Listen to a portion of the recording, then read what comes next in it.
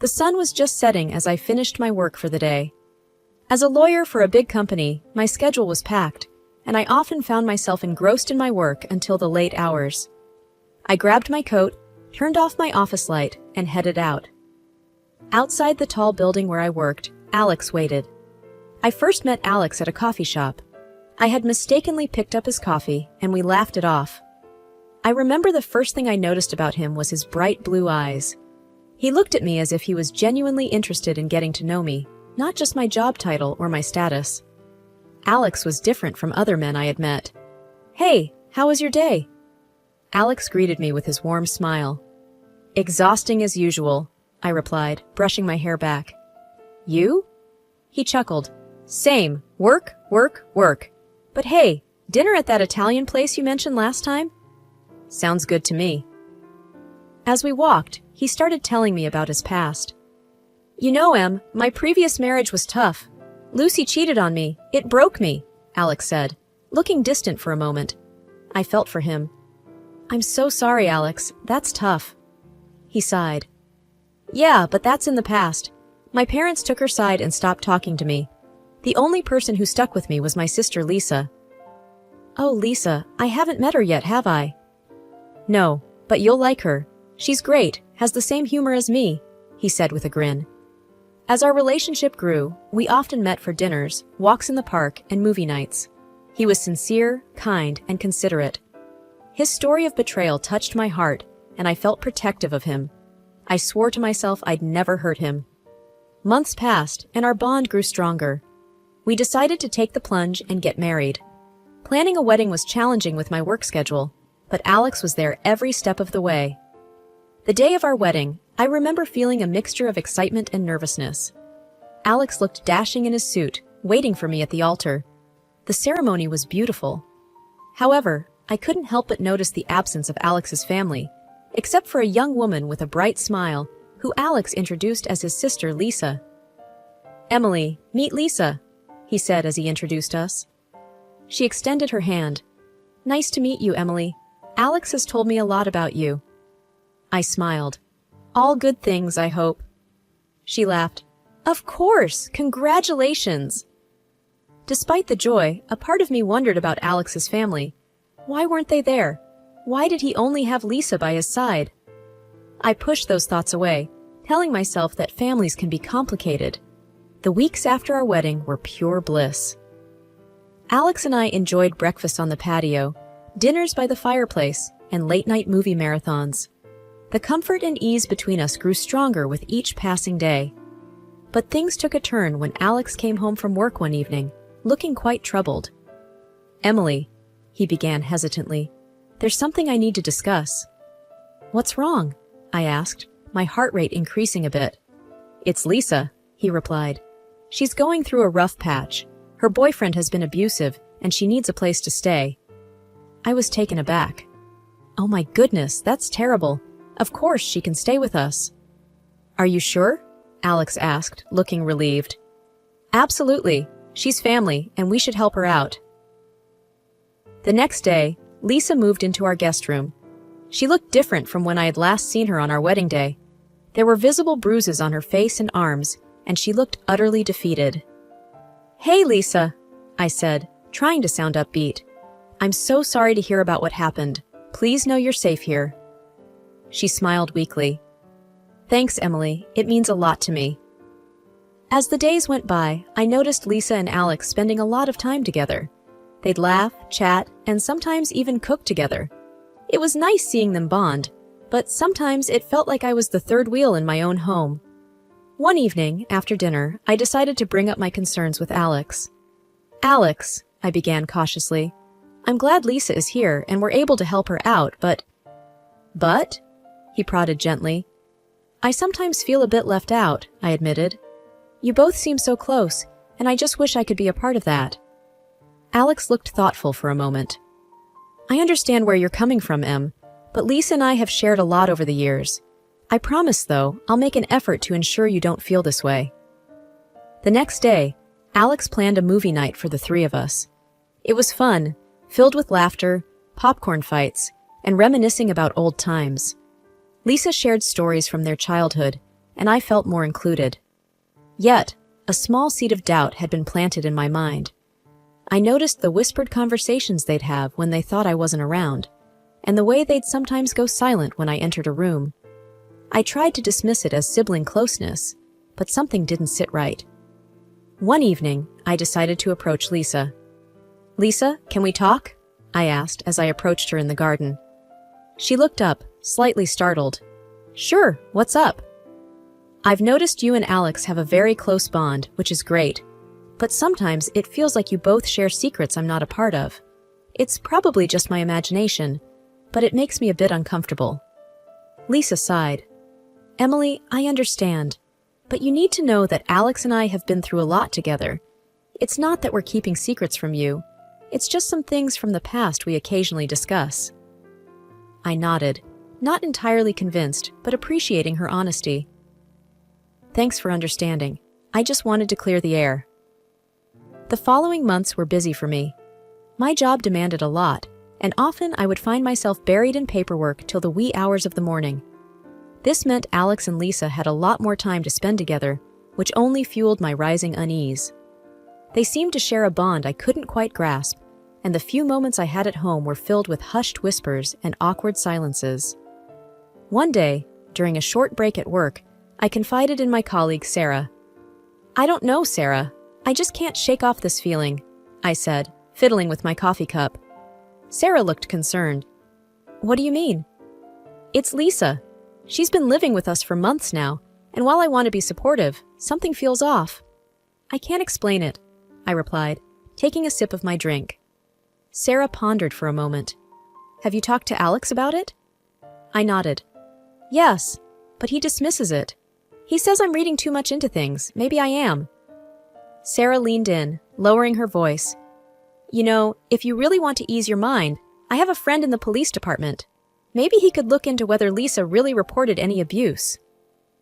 The idea was tempting. "Do you think it's a good idea? I don't want to breach her trust." Sarah shrugged. "It's just to give you peace of mind. If there's a report, then you know she's being truthful. If not, then you have every right to be concerned." I hesitated for a moment before finally nodding. "Okay, let's do it." A few days later, Sarah approached me with the information. "Emily, there's no record of Lisa reporting any abuse." My heart sank. "What? Are you sure?" Sarah nodded, looking grim. "My friend double-checked. There's nothing." Feeling like I was in some sort of bad dream, I headed home, my mind racing. I wanted to confront Lisa, but I decided to approach the situation carefully. That evening, during dinner, I casually broached the subject. "Lisa," I began cautiously, "I have a friend who works with domestic abuse victims. She said she could help if you wanted to move forward with a case, or even just counseling." Lisa looked taken aback. "Oh, that's thoughtful of you, Emily, but I'd rather not. It's a painful chapter, and I just want to move on." "But it's important to report these things," I pressed on, watching her closely, "for your safety and others." She looked flustered. "I know, but it's my choice. I don't want to drag everything back up." The conversation ended there, but my suspicions only grew stronger. Over the next few weeks, I became more observant. I noticed things: the glances they shared, the way they seemed to communicate without words, and the secretive phone calls Lisa would often take outside. One day, as I was searching for a file in our home office, I stumbled upon a photo. It was an old picture of Lisa and Alex, but they were not posed like siblings. Their closeness in the image was intimate, and the backdrop was a university banner. Confused and hurt, I decided to take a drastic step. I would pretend to go on a business trip and then observe them from a distance. I needed to know what was going on in my own home. With my plan in place, I informed Alex and Lisa about an upcoming business trip to Chicago. I could see genuine surprise in their eyes. "Another one?" Alex asked, sounding slightly joyful. "How long will you be gone?" "Just a couple of days," I replied, trying to sound casual. "It's a crucial meeting, and they need me there." Lisa chimed in. "Well, we'll miss you, but work is work. Take care, okay?" "Thanks, Lisa," I replied, hiding the storm of emotions inside me. The following day, I packed a small suitcase and drove to the airport. But instead of boarding a plane, I rented a car and checked into a nearby motel. I then spent the day shopping and planning my surprise return to the house. By nightfall, I parked the rental a block away from our home and approached on foot. The windows were illuminated, suggesting they were in the living room. Silently, I used my key and entered through the back door. I tiptoed towards the bedroom, and what I saw next left me reeling. There, in our bed, lay Alex and Lisa, wrapped in each other's arms. The betrayal stung deeply. "It's your own sister!" I screamed, unable to contain my shock and anger. Both of them jolted upright, panic evident on their faces. "Emily!" Alex exclaimed, jumping out of the bed. "This isn't what it looks like." I scoffed, tears filling my eyes. "Really? Because it looks like you're in bed with your sister." Lisa, clutching the sheets around her, tried to find her voice. "Emily, let us explain." "Explain?" I shouted. "How can you possibly explain this?" Alex took a deep breath. "Lisa is not my sister. She's someone I've known since university." My mind raced. The photo, their closeness, the secrets. It all made sense now. "So, all this time you lied to me? About everything?" I questioned, trying to grasp the magnitude of the deception. Lisa finally spoke. "We didn't plan for it to go this far, but when we met you, and you were so kind and generous, we just went along with it." I looked at Alex, searching for some sign of remorse.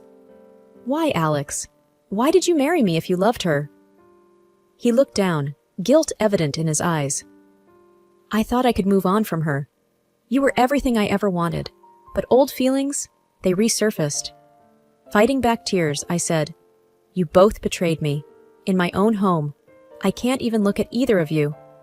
I turned and left the room. The next morning, I sat in the office of my good friend and fellow lawyer, Jenna. She had always been a pillar of support, and I knew I could trust her with my situation. Jenna looked at me, her face a mixture of concern and anger. "Emily, this is just unbelievable. How could they do this to you?" "I was a fool," I muttered, my gaze fixed on the floor. "I believed him, trusted him." She leaned forward, taking my hands in hers. "It's not your fault. He's the one who lied." I took a deep breath. "I want to take this to court, Jenna. I need to make sure they pay for what they've done." Jenna's eyes narrowed with determination. "You have every right to. Let's go over the details, and we'll build the strongest case possible." Over the next few weeks, Jenna and I delved deep into the laws concerning fraud and deception in marriages. I was determined to ensure Alex faced the consequences of his actions. One evening, Jenna called me with some news. "Emily, I've managed to get in touch with Alex's ex-wife. She's willing to help us." A rush of relief and gratitude filled me. "Thank you, Jenna. This could be the key we need." A few days later, Alex's ex-wife, Marianne, came to meet me.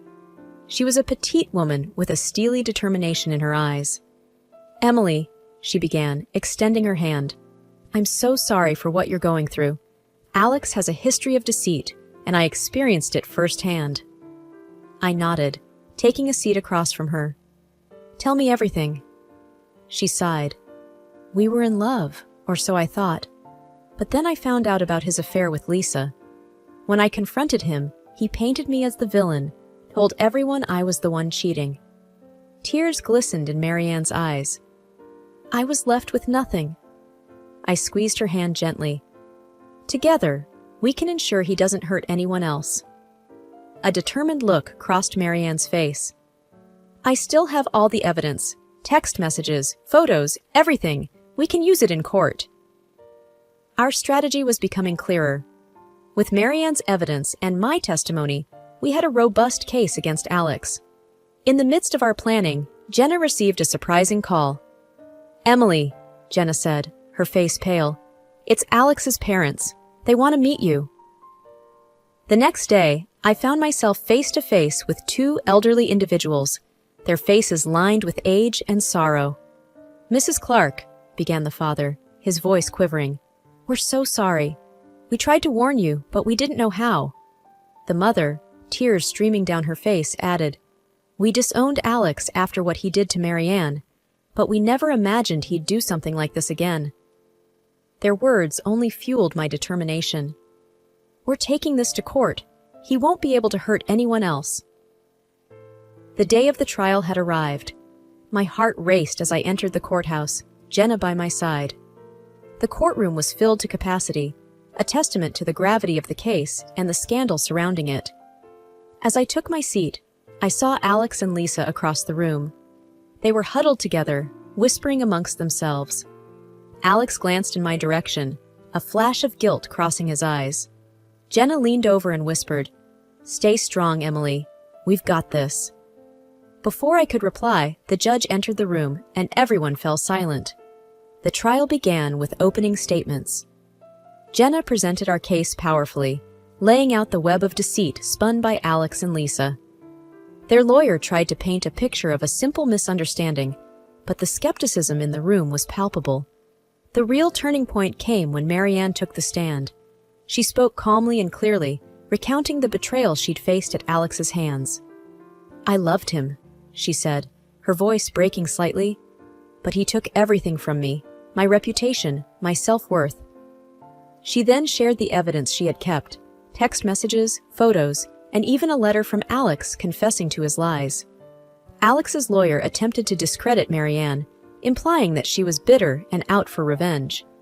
But her dignity and the evidence spoke for themselves. After Marianne, it was my turn. I told the court about my relationship with Alex, our whirlwind romance, and the gut-wrenching betrayal I had felt when I discovered the truth. I spoke about how I had opened up my home and my heart, only to be repaid with deceit. Lisa was called to the stand next. She seemed nervous, often stumbling over her words. When Jenna questioned her about their relationship, she admitted, "Yes, Alex and I have been in a relationship for years, but we never meant to hurt anyone." Jenna pressed on, "So why lie about being siblings? Why weave such a complicated web of deceit?" Lisa looked down, tears in her eyes. "I love him. I'd do anything for him. But I know now that what we did was wrong." Finally, it was Alex's turn to testify. He looked defeated, a stark contrast to the confident man I had once known. "Why did you do it, Alex?" Jenna asked pointedly. He sighed. "I thought I could have it all. Emily's love and support, and Lisa's companionship. I never thought it would all unravel like this." The cross-examination was intense, but Alex's admissions left little room for his defense to maneuver. The closing arguments were passionate. Jenna made a compelling case for the pain and suffering caused by Alex and Lisa's actions. Alex's lawyer tried to argue that no real harm had been done, but it was clear the jury wasn't buying it. As the trial concluded and the jury went to deliberate, I felt a mix of relief and anxiety. I had done all I could. Now it was in the hands of the jury. Hours seemed like days, but finally the jury returned with their verdict. The tension in the room was palpable. The foreperson stood up. "We find the defendants, Alex and Lisa, guilty of fraud and intentional infliction of emotional distress." After the trial, there was a whirlwind of media attention. Reporters wanted interviews, and people I barely knew reached out with messages of support. But I was done with the spotlight. I wanted to move on. I wanted a fresh start. One evening, Jenna and I sat on my porch, sipping tea and discussing the past events. Jenna looked at me with a concerned expression. I know you want to move on, but you can't just suppress all that happened. You've got to process it." I looked out into the distance. "I know, Jenna, but every time I think of Alex and Lisa, I feel this burning rage. I want to forget them and everything associated with them." She sighed. "It's natural to feel that way, but running away from it won't help. Maybe you should consider therapy? It could help you work through those emotions." I nodded. "I've thought about it. I'll give it a try." A few days later, I met Dr. Carter, a renowned therapist. During our first session, I recounted my story, and she listened patiently. When I finished, she said, "Emily, you've been through a traumatic experience. It's okay to feel angry, sad, or any other emotion. But remember, healing takes time." In the weeks that followed, I immersed myself in therapy. Slowly, I began to understand and accept my feelings. I learned that healing wasn't about forgetting, but about finding a way to live with the memories without letting them control me. One day, after a particularly intense session, Dr. Carter said, "Emily, you've made significant progress, but have you thought about what's next for you?" I paused. I want to rebuild my life, maybe even find love again, but the thought of trusting someone scares me. She smiled gently. It's natural to feel that way. But remember, not everyone is like Alex. When you're ready, you'll find someone who values and respects you for who you are. Months passed, and I threw myself into work, taking on challenging cases and fighting for justice. My reputation as a tenacious lawyer grew, and so did my confidence. One evening, while working late at the office, I heard a knock on my door. I looked up to find Mark, a fellow lawyer whom I'd worked with on a few cases. "Hey, Emily, working late again?" he asked with a warm smile. I smiled back. You know me, always chasing deadlines. Mark chuckled. "Want to grab a coffee? Take a break?"